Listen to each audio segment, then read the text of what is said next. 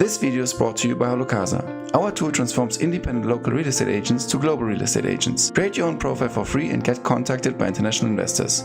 Sign up with the link in the description. Hello and welcome everyone to our 206th session of HalloCasa. My name is Michael and today I'm talking to Kevin Cahill from Seattle in Washington. Kevin is a high-impact real estate broker strategist and system integrator who helps real estate brokerages scale from $50 million to multi-billion dollar through smart automation, tech innovation, and proven operational strategies. As the founder and CEO of REALTY Funnels, Kevin leads one of the industry's most powerful real estate software and automation platforms, purpose-built by agents for agents, empowering real estate professionals to ditch cold calls, eliminate lead chasing, and attract sellers organically. With over 2 decades of leadership experience across major brokerages like Coldwell Banker, Kelly Williams, and now eXp Realty, Kevin brings unmatched insights into team building, agent attraction, brokerage profitability, and tech stack optimization. His firm has worked with some of the top producing teams in North America to automate growth, boost agent productivity, and drive consistent high-quality listing opportunities. Kevin is licensed in both Florida and Washington and currently operates out of the greater Seattle area. Through REALTY Funnels, he's reshaping how modern real estate businesses attract clients, helping agents stay in control, close faster, and scale smarter. Kevin, thank you so much for your time. Happy to always talk with people from basically like the other side of the world a little bit. Why don't you introduce yourself to our audience in your own words? Well, Michael, thank you so much. It's an absolute pleasure to meet you and to be with you here today. And thank you for that very gracious introduction. I'm honored. You know, I've been in this business since 1999, and I started my career as a real estate agent, just sort of learning the ropes like all real estate agents. You know, they just have to figure out, how do I make a living in this industry?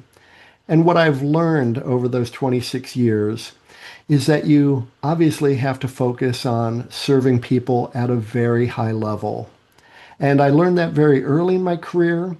And when I realized that there's a way to scale serving people at a very high level, it created enormous opportunities for me. As you mentioned, I've been a broker, managing broker for some of the largest real estate brands.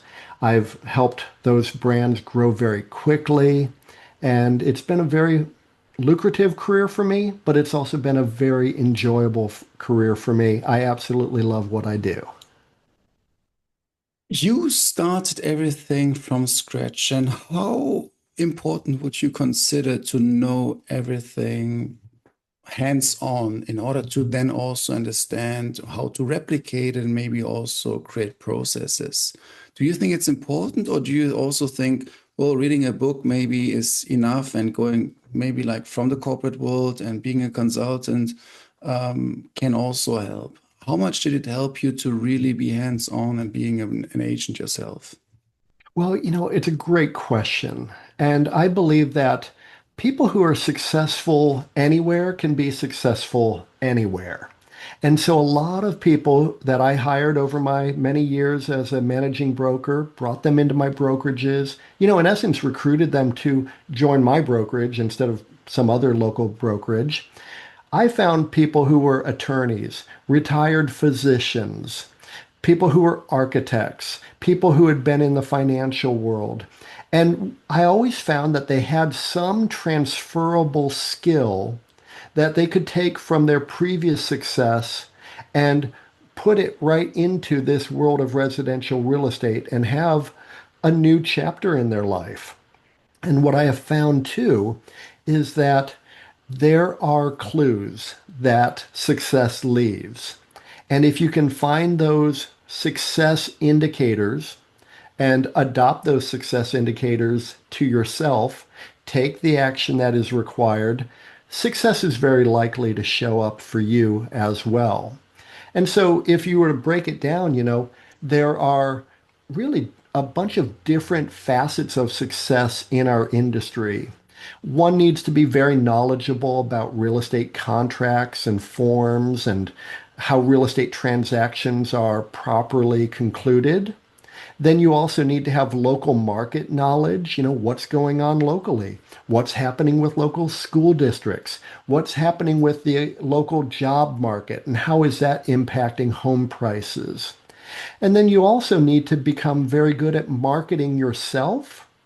And then you need to become very good at marketing the properties that you're listing. You need to become very knowledgeable about how a particular home compares to all the other options that home buyers can consider. And so whether you're working with home sellers, which has always been my focus is always on working with home sellers. But if you're working with home buyers as well, it's just the other side of the same coin. You really need to have a very strong daily skill set and habit routine that you're going to do what you need to do to be a local market expert. You're going to stay on top of trends and factors. And then you're going to really be servant based. You want to really help people at a high level. And so all of that can be looked at as systematic or automatable, and yet every single time the exact circumstances of a person's home buying decision or home selling decision is unique. So you take this larger look at things like, okay, I'm selling another home. Lots of things are similar, but then the personality is involved, the local market, what's happening today. That is always changing. So it's one of those things where I love it because no 2 days in this industry are ever going to be the same. You mentioned a very key point, I believe, the importance of being able to wear many different hats, depending on who you're talking to, what are the needs, and maybe also understanding what are the market conditions right now. Regarding also the toolbox you can use, where do you think that there's a certain hat which maybe also coming here personally and having a personal question to you directly, which challenged you the most, which you think like, this is actually like of all these elements, this is easy for me. This has always been like quite smooth for me. But you know what? Like, I feel there's something which I also got a little bit like out of my comfort zone, but I also like it because I grew the most. Absolutely. And I love that question because whether you're in residential real estate, commercial real estate, mortgage lending, title insurance, whatever your particular area of expertise might be in the real estate space, or really any industry, you could be a plumber, you could be an accountant. You need to, from my point of view, you need to be learning based and a lifelong learner. School's never out for the successful. And Warren Buffett, in particular, spends like 3 hours of every day simply reading the newspapers and staying on top of trends and journals. Jeff Bezos, when he was creating Amazon, he knew it was mission critical to stay on top of trends affecting him. So I would really look at this and say to myself, what are the most important ways that I can have an impact? And how do I grow in my mastery of those particular areas? And so from my own experience, I very quickly learned that leadership is a mission critical part of anybody's success. And whether you're leading companies like I led multiple companies, real estate offices, a real estate team, which I did as well, or leading my household, leading my family, just ultimately I'm leading myself. And so I look at that and I say to myself, am I being the very best version of myself every single day? And so a sort of roundabout answer to your great question is that I realized that I needed to know myself. What are my strengths? What are my weaknesses? What do I do during moments of stress? What do I do when I'm facing a challenge? A real estate deal is going sideways. How am I going to best serve that moment? And I needed to just realize that there are some fundamental elements of what I do that I could really hone my skill set in that area. And so when I think about the most important thing, I think about my own leadership of myself. And ultimately, my clients are going to look at me as a leader. My teammates are going to look at me as a leader.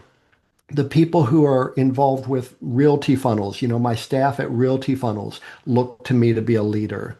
But then also my clients, fellow real estate agents who use Realty Funnels, they're looking to me to be a leader. And so I look at leadership as being one of those things that will be a lifelong journey for me. I will never stop trying to be a better leader. That's beautifully said. You just mentioned Realty Funnels. What was the aha moment when you said like, okay, there has to be something better out there because the other CRM tools, and there's so many tools and everyone's tools obviously are the best. What was the pain point, what you probably felt yourself that you said, look, actually, I have to build something myself. I have to somehow nitty-gritty try, and there's nothing. What was the moment? This is so fun to talk about because I get all geeky and excited talking about systems and automations and being able to replicate things so that I can focus on my number one skill set.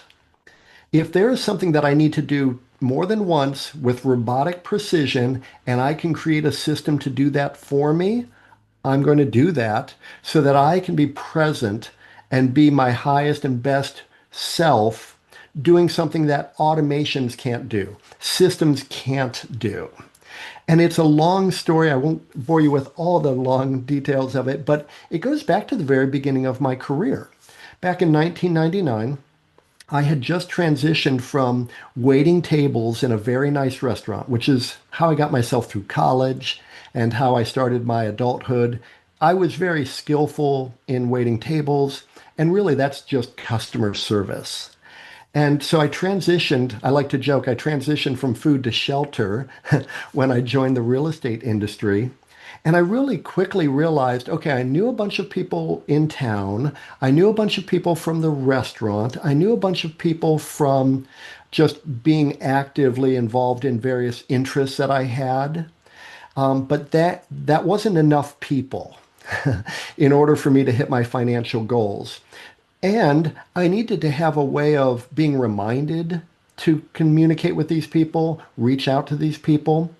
And at the time, the software for this type of contact management, it was sort of either you're using some spreadsheet like DBase or using Act or Outlook, and it was really rudimentary. It wasn't that great. So over the past 26 years, everything about CRM systems and databases has improved.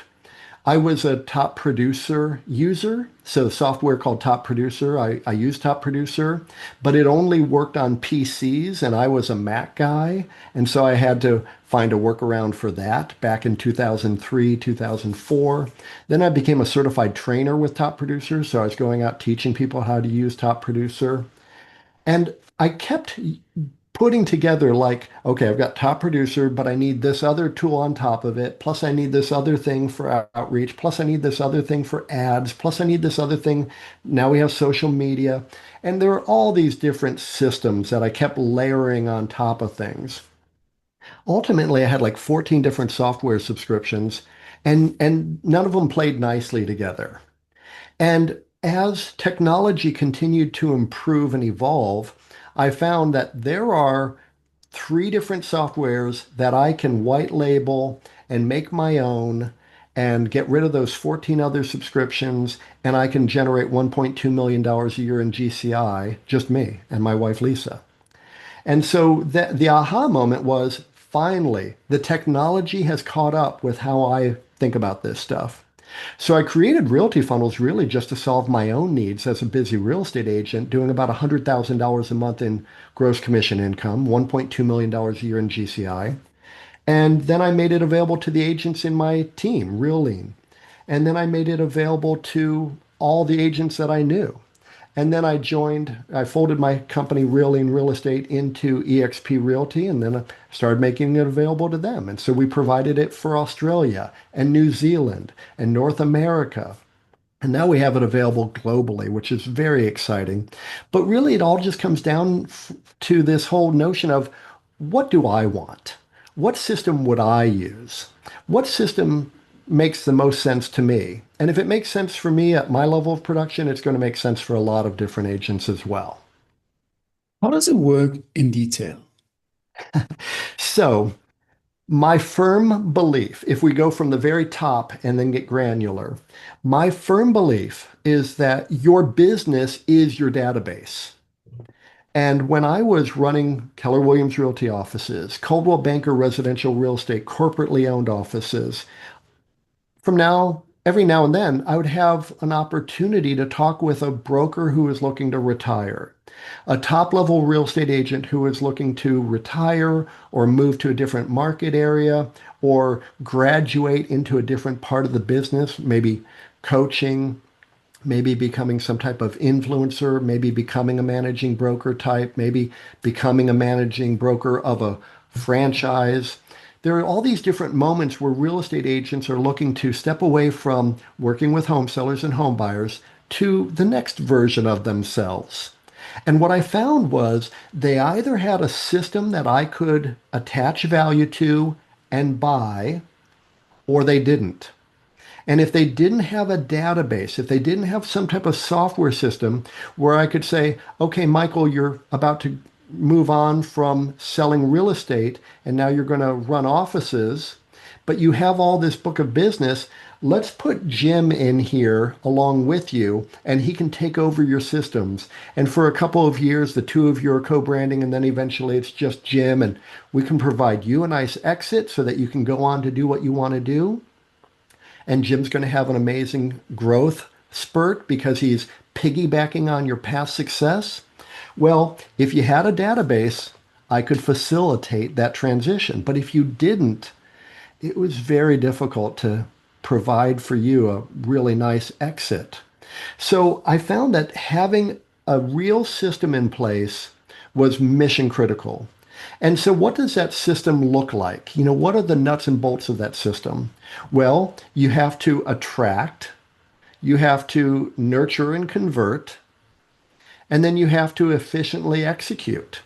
And so I call this attract, convert, and execute. ACE. I call it my ACE approach. So the system has to help you attract your ideal local clients. And who are your ideal clients? You get to decide who that is. You get to niche down and figure that out. And the riches are in the niches. So is it golf course communities? Is it waterfront communities? Is it mountain view communities? What's the high-end niche that you could be focusing in on? Okay, now you're attracting these people. They're raising their hands saying, Michael, I'm interested in learning more about possibly working with you.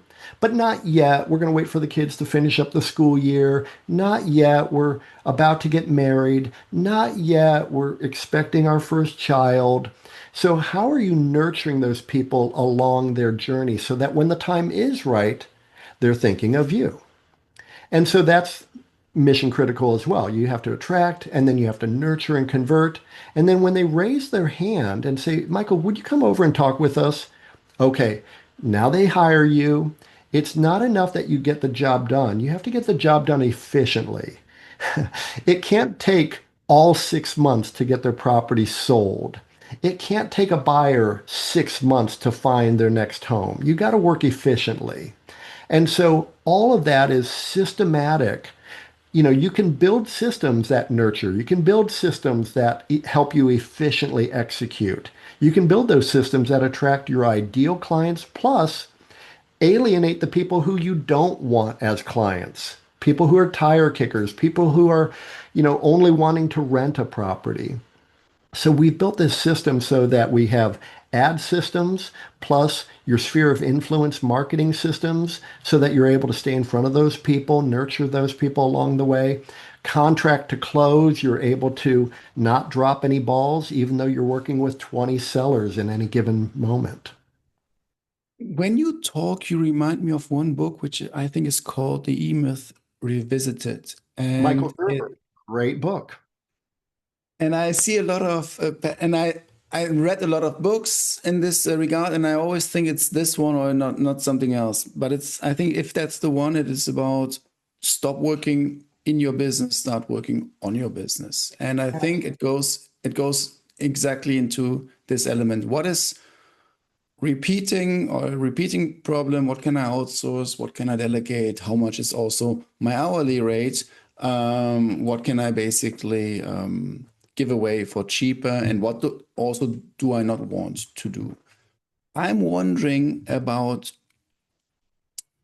your strong process-driven and systematic-driven approach, because in your CV, I don't see, let's say, engineering degree. I don't see like, computer science or anything like that, which normally you think like these are the guys who try to analyze it and make it like, try to just look everything from only ones and zeros and we can automate everything. You also mentioned your early days in high school. I think it was waiting tables and stuff. What made you being so systematic in your approach to say like, no, are you just maybe a lazy person and say, I don't see myself doing things twice. Where does that come from, if I ask you? It's such a fun, great question, Michael, and thank you so much. Yes, my laziness has always served me incredibly well. So if you want to go all the way back to when I was 10 years old, I got a paper route. And I figured, and I had a mentor, the guy who was the paper boy on my paper route before me. I used to walk with him and talk with him, and he was such a fun guy. And he was like 16 and I was 9. He was very sweet to entertain this little kid, walking along with him. But I realized very quickly, I could take my newspaper bag, wrap it around my bicycle handlebars, put all my newspapers in my handlebars, and I could get my paper route done in half the time. How incredible is that? And then I realized, oh, I could probably expand the route. And I was 10. I could probably, that person doesn't get the newspaper every day. That person over there doesn't get the newspaper every day. Offer them a free copy of the newspaper. And, then I pretty quickly backfilled my paper route so that I was delivering nearly to every house door to door. So that started me very young. I started, my life is such that my dad, growing up, he was in computer science. So I was around a systems guy. He was an information strategist for Kent State University in Kent, Ohio. And he was the director of resource analysis and planning for all of Kent State. So the Kent State University president and the Ohio Board of Regents would ask him, how do we do things more efficiently? So I must have grown up in an atmosphere that had sort of an approach to it. I jokingly say, my laziness, but I'm not lazy. I'm one of the hardest working persons I know. But if there is, people will love this. If you look at this, there are 4 things in your life that are probably getting in the way of you going as fast as you want to go. One is you're doing things that you shouldn't be doing anymore. Get rid of that stuff. Figure out what that is in your life and stop doing that stuff that isn't serving you, isn't serving other people.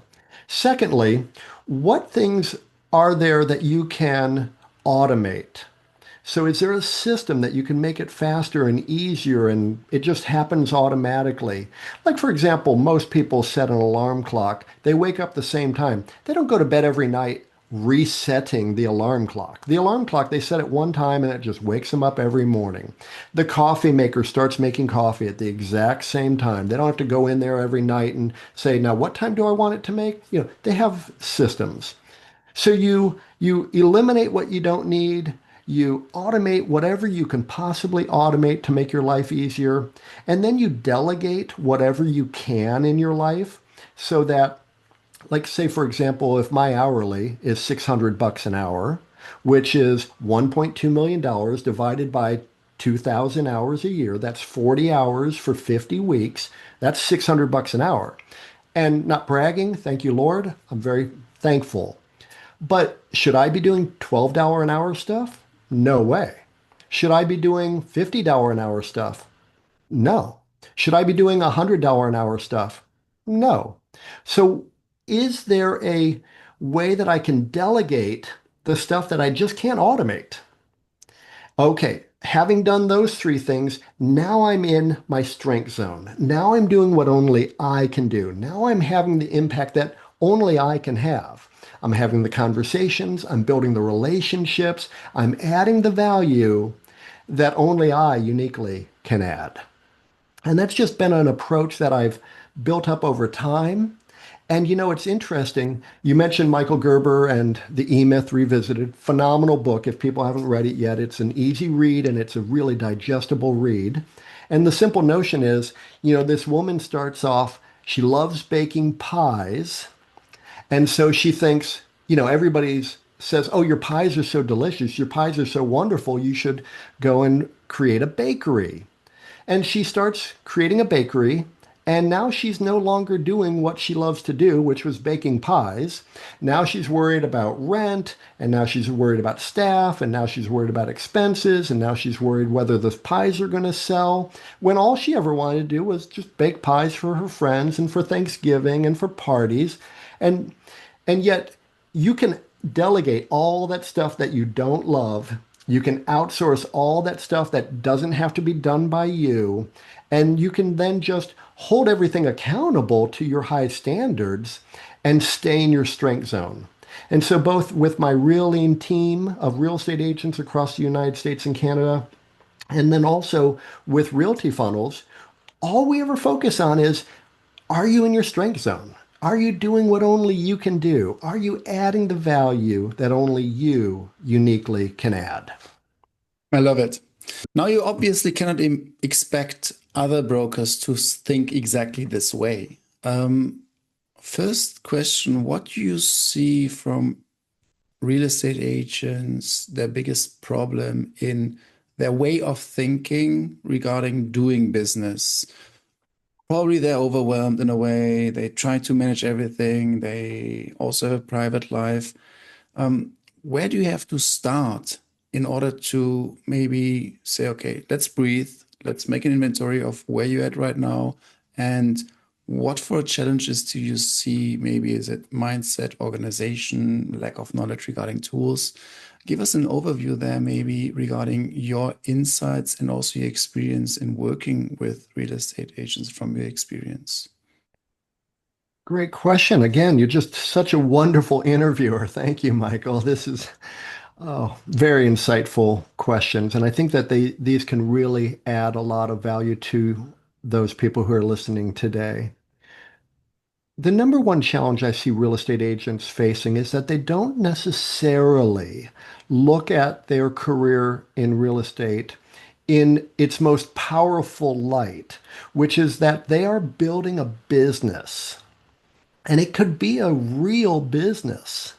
A real business, in my opinion, is one that is reliable, efficient, attractive, and lucrative. Overwhelmingly, residential real estate agents look at this as a job, and they're not necessarily building a business. They're showing up every day. They're looking at what opportunities are right in front of me right this very minute. And that's not how somebody looks at building a business. A business builder, a business leader, an executive is always looking at the future. What's out there ahead? What should I be really thinking about? And from my point of view in the residential real estate space, it is, how can I help more people quickly, efficiently? And so you're a systems guy, I'm a systems guy. We look at systems and automations, and we've talked a bit about that today as well. But for most real estate agents, they just don't really look at this as a business. So let's say, for example, you're looking at buying a franchise. Well, then you'd be purchasing a business system, but you'd also be purchasing all the required tools and the equipment to deliver on the value proposition of whatever that business might be. So, for example, let's say you were going to buy a Subway restaurant franchise. Well, not only would you need to acquire the rights, in essence, the licensing so that you could have Subway out in front of your restaurant, but then you'd also need to buy the appropriate ovens, the coolers, all the refrigeration system, but then you'd also need to be buying the bread and the cold cuts and the vegetables. I mean, that's a lot of expense, but it's a system and it's a real business. And the owner of that business doesn't necessarily need to be there every day. They can hire local teenagers to overwhelmingly run that business. Well, of course, real estate is far more complicated. Transactions are, very, very challenging in terms of legal requirements and compliance issues. But overwhelmingly, most real estate agents don't think about, okay, I'm going to invest in this business. I'm going to have monthly expenses. I'm going to have a long-range plan for how I'm going to eventually exit this business. So that to me is the number one differentiator from the people who are earning seven figures, high six figures, who are also living a great life, who are not held hostage to being in their local market area 12 months a year in order for them to live this real estate career life. They can travel, they can go on vacations with their family, and their business doesn't stop, and their business doesn't crumble. So that would be the number one thing I would say. A real estate agent, if you're going to really build something of value and have a great local impact and create a legacy or create something that other people admire, the number one thing I would say is you need to look at this as, am I building a real business, one that is reliable, efficient, attractive, meaning people come to me, and lucrative, meaning I could sell it one day if I wanted. I could obviously challenge this with the following answer, saying, I don't have the capital. I start fresh. I don't have the money. You want me to invest in order to be more productive? You have your point of view regarding regarding cold emails and knocking on doors. Is my assumption, let's say, correct to say we regard the sales funnel, we have the funnel and we segment the idea or the processes in a way to automate top of the funnel as much as possible because there's the least customization needed because we also have the least data. And then the more down the funnel we go, it has to be more customized because obviously real estate is very personal and there might need to be some personalization. Having said that, on the next step, I say stay on your 9 to 5 for as long as possible. Take some money in order to invest in the automated top of the funnel processes or flows. Is my, let's say, approach in my head sort of okayish, or what is your stance there?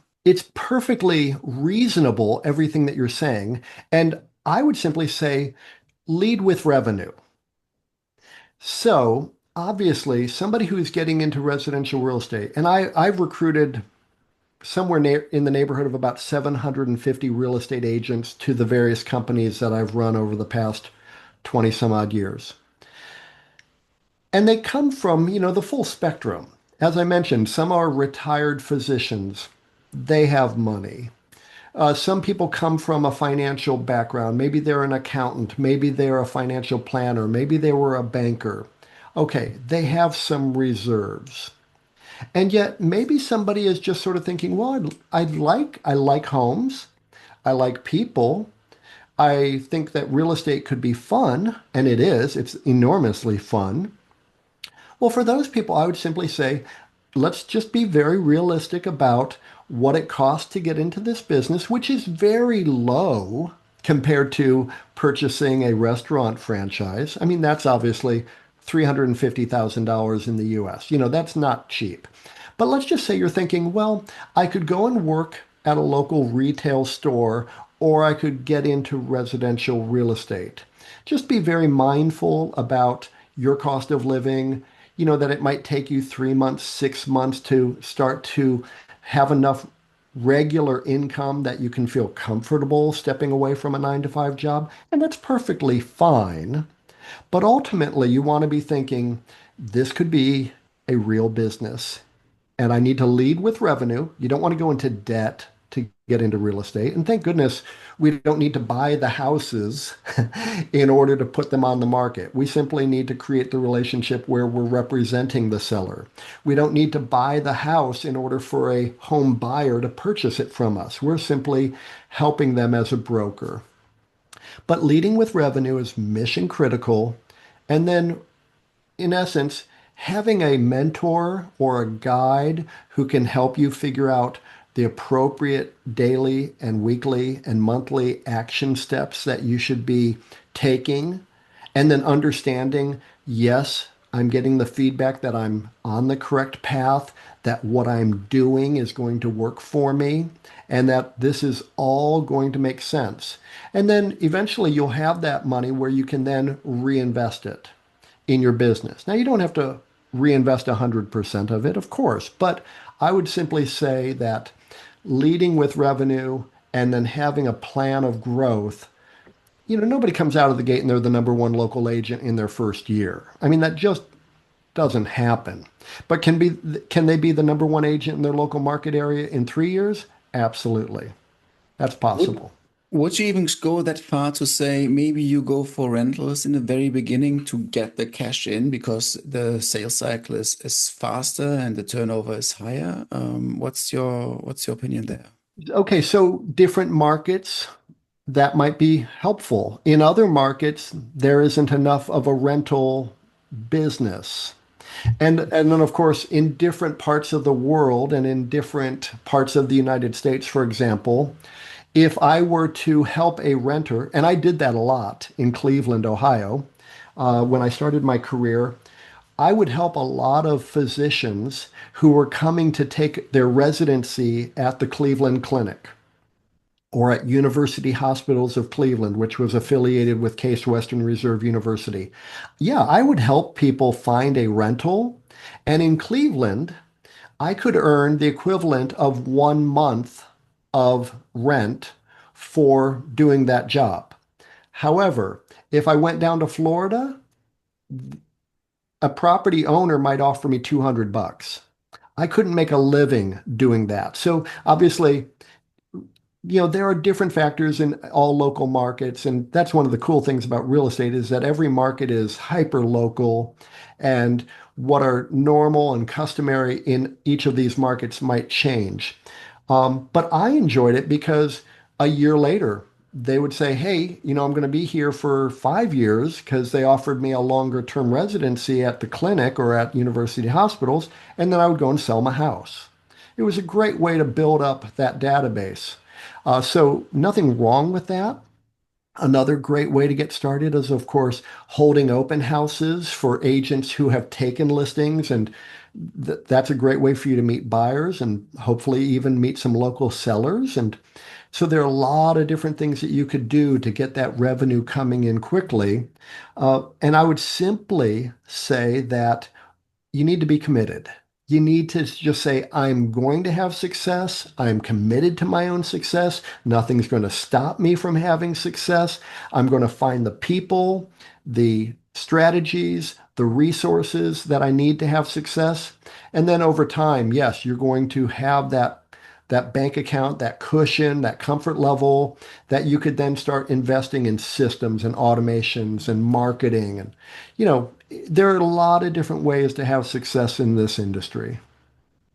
Coming from the single agent, we just talked about like the starting points. Now to the next level and the big level of you helping big brokerages to scale to a different level. First question there, when you do that, what's there maybe like the biggest operational bottleneck where you see like, okay, actually you should assume that, you have all these systems and processes in place, but actually it's not the case. Is it maybe lead assignment in the CRM? Is it too many CRM tools or too many sales tools, maybe no single voice towards the customer. What is there basically? And you also mentioned the database, your lead database in the beginning. What do you think is like the biggest bottleneck or challenges which also big brokerages are facing based on your experience? Well, everything rises and falls on leadership. And so whether you're an individual agent brand new to this business, then you're your own bottleneck. And then as you grow a team, which would be the next step for a real estate agent who's looking to get more productive, first thing they would do is hire some type of assistant who can help. And then they would hire a buyer agent who can help with the buyers, who are the far less efficient, far more time consuming side of the equation, so that you can focus on working with sellers. And then eventually you're going to hire another buyer's agent, perhaps some type of additional administrative support. And then eventually you'll replace yourself with somebody else who is expert at working with home sellers. And now you're just running this thing. And then eventually you're running a brokerage and you're recruiting real estate agents, training real estate agents, retaining real estate agents, all the way up to these publicly traded brokerages. And, I worked for Keller Williams Realty. At the time, it was the largest and fastest growing franchise brand in the world. And then I worked with Coldwell Banker Residential Real Estate. The company was called Realty at the time. It's now called Anywhere Real Estate. And at that time, it was the single largest brokerage in the United States. And of course, it had all these other brands as well, Century 21, Corcoran, ERA, wonderful company.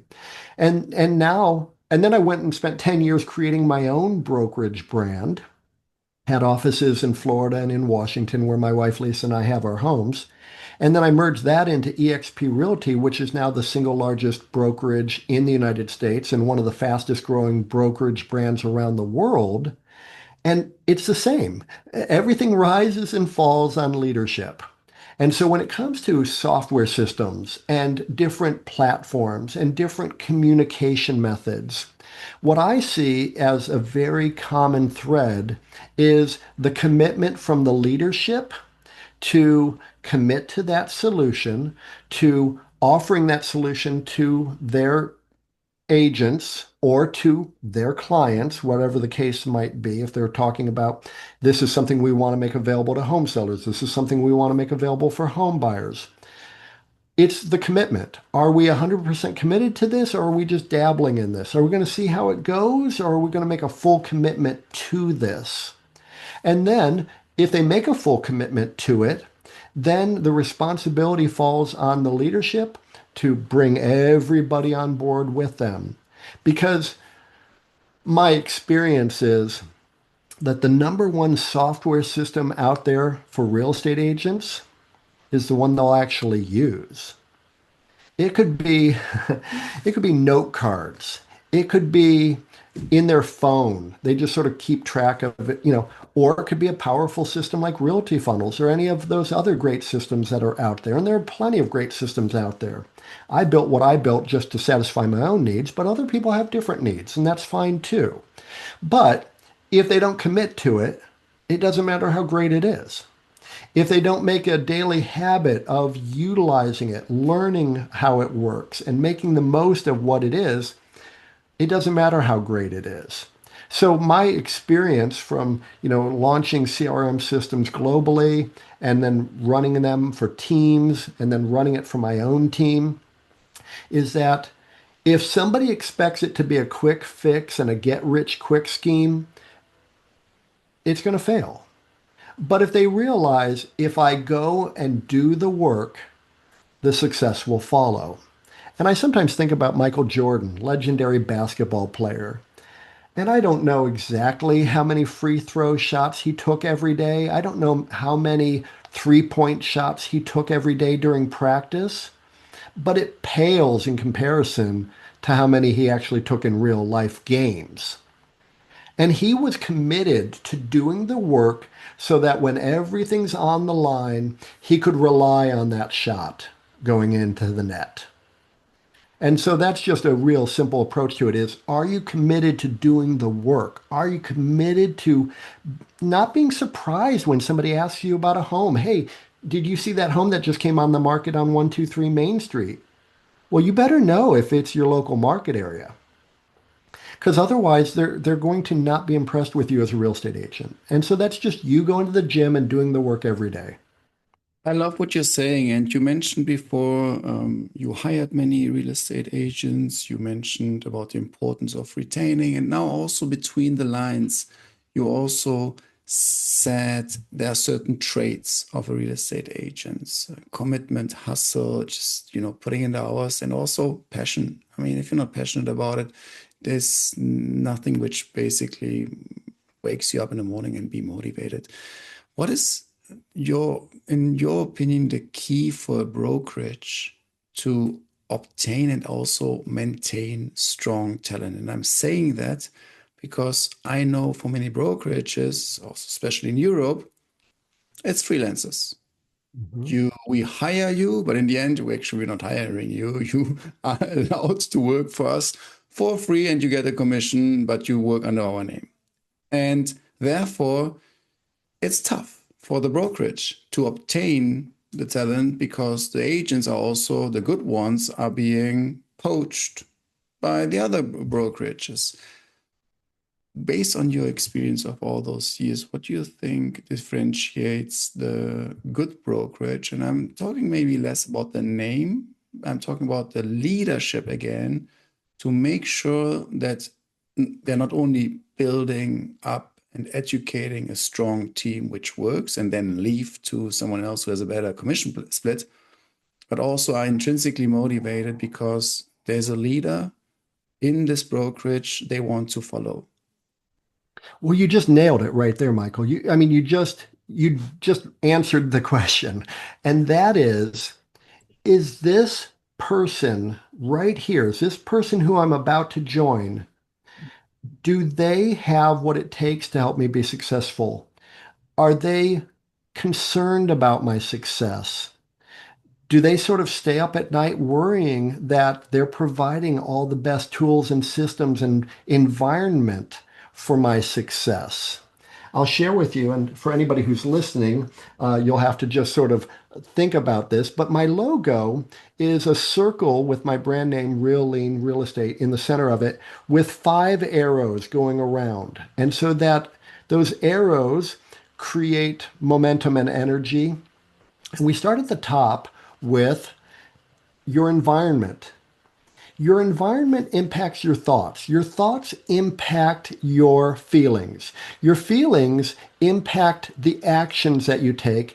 The actions that you take impact the results you have, and the results you have are going to impact your environment for good or for bad.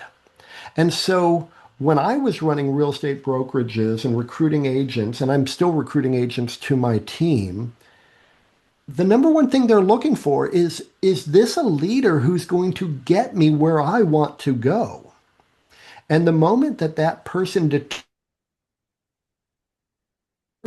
is not concerned about getting that agent where they want to go, that agent will rightfully leave and find a leader who is concerned and committed to getting that agent to where they want to go. I'll give you just a short little example. When I was in the business, I joined a local company in Cleveland that I absolutely loved. I loved the leaders of the company. About 3.5, 4 years into my career, they sold their company to a larger regional powerhouse brokerage. And so the leaders that I loved were sort of exiting, and that's their right. That's fine. They built up a business that they could sell. And I was having a phenomenal year. And my office manager saw me in the hallway at the office. It was the end of October. It was Halloween, October 31st. And she just happened upon me and she said, "Oh, hey, Kevin, you'll be glad to know that I just came back from our corporate offices and your commission plan has been approved again for next year." And I said, I didn't want to use her name, but I said, "Hey, do you have a couple minutes for us to talk about this?" And she said, "Oh, sure, come on in, come into my office." She didn't think anything of what she just said to me. But I said, I doubled my production in the last 12 months. There was zero concern in my mind that my compensation plan, which was very nice, would be approved again. I had no doubt in my mind that when I double my production, I'm going to at least have the same commission splits.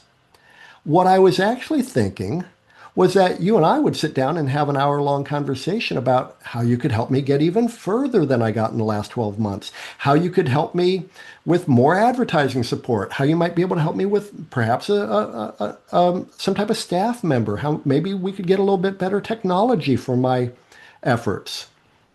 I was gone in 3 days. There were tons of local companies that were constantly after me.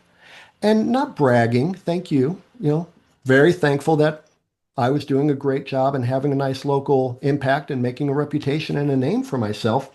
And all those people who approached me, I was always very gracious. Thank you so much for your interest. I'm very happy where I am, until I wasn't. And I walked into a phenomenal situation. I became an owner of 4 Keller Williams Realty Market Centers. I then helped grow Keller Williams across Northeast Ohio. I still to this day receive profit share every month from the efforts that I had with the impact I made in my local market area in Northeast Ohio. But it was on October 31st that I realized that my managing broker was no longer really worried about how do we help Kevin. And it took me no time to leave. And I think that's the importance when people take you for granted and don't value you and only value you once you're gone, then it's for you time to leave. Fast forward now and also looking into the future. You have so much of experience and maybe you are able to extrapolate also with, agentic AI and all the elements which are out there right now. Where do you think technology for real estate is heading? During I don't even know how we can measure it. Like we can even have 6 months or 1 year or 3 years, probably 5 years is already like another. We're gonna be on Mars already. I don't know, but what is your expectation there? Where do you think it's moving? I love being in Seattle because Seattle is a real tech-centric place. My friends are techie, and I'm geeky, but they're really techie. I have little Rubik's cubes around because I like to just sort of fidget with it and just solve it while I'm doing other things. These guys are brainiacs. One of my friends works for one of the huge tech companies, and he's in charge of their AI growth. And he says, "Kevin, the number one problem we have is finding enough land near enough power plants. We're buying warehouses and building power plants. If we could build nuclear power plants faster, we'd build nuclear power plants faster." There is this enormous undercurrent of, tech, AI, these large language models quickly learning everything that they need to learn so that the collective energy of this large language model is going to supersede our ability to contemplate, cognate, take action, create next steps. It's coming. What's great about residential real estate is it's a one-and-one experience. The buyer is unique, the seller is unique. The buyer needs what they need in a certain location. The seller has what they have in a certain location. The timelines, all of the particulars of making that transaction work together nicely. AI is not going to solve that. AI is going to do a lot of other things. Lending approvals will become much faster. Title commitments will become much faster. Getting your ideal local home seller to raise their hand. I have one of my mantras. I don't chase my ideal clients chase me down. I can get my ideal people to raise their hand faster. But then we get back to normal speed, which is they need to see a number of homes before they determine what they like. Or if they're selling, they need to understand what the market is like before they determine what the asking price on their home will be. So we're in this very interesting thing. It's sort of like AI isn't going to solve how I work out and get in good shape. AI isn't going to solve that I eat right. AI is not going to solve that I actually do the right things every day, that I feed my mind correctly every day. But the stuff that it can automate, it's going to automate it so fast. And so really what it comes down to is that when we're talking with local home sellers and local home buyers, you need to be completely versed in your local market area. And will that change? Who knows? If you go back 120 years ago, if you asked Henry Ford, what did people want? Everyone would have said, just get me a faster horse. Now we have cars that can self-drive. We just don't really know what the future will hold, but we know that we can control what we do every day so that we're having the greatest impact and being the most efficient and being the best version of ourselves we can possibly be. Kevin, thank you so much for your time today and also for this broad and in-depth conversation. I really appreciate everything you have been saying. You guided us through your starting moments, waiting tables, making sure that you are very customer focused from the very beginning. I've had a very strong sense since the beginning from our conversation that you have a very strong hustle mindset in between, which is also accompanied with this methodological approach regarding the processes and the systems and improving. You guided us through also the entire element regarding pragmatic tips for real estate agents. How do I survive the first 12 to 18 months? What is important? How can I structure my daily habits in a way in order for me to be successful in the long term? You then also gave us a very nice overview on how you grow and help everyone regarding your unique approach with your systems and processes, and how you implement that also in larger brokerages regarding their bottlenecks and saying, listen, this is what you need to do in order to become smarter. You went into leadership, which I really appreciated, and also making sure that you are not only hiring properly good talent, but also maintaining and nurturing it so that they are not leaving in the way you did with one of your former bosses. I also sensed between the lines a very strong spiritual approach from your side to make sure that you are manifesting, and you ended up the conversation in a beautiful way saying, I am magnetic. I am actually attracting wealth, leads, people around me so that I can become long or sustainably and in the long term successful. I feel a lot of, let's say, deliberate, a very strong deliberate approach from your side. And I really also appreciate your outlook regarding agentic AI or whatever you have. And I think you mentioned a very strong point which resonates with me, which I listened in a recent podcast with one, I think, former employee with Sam Altman, and she analyzed him or talked to him whatsoever, and she said, it's almost like a geopolitical war. They are thinking about where can we put the data centers anywhere in the world.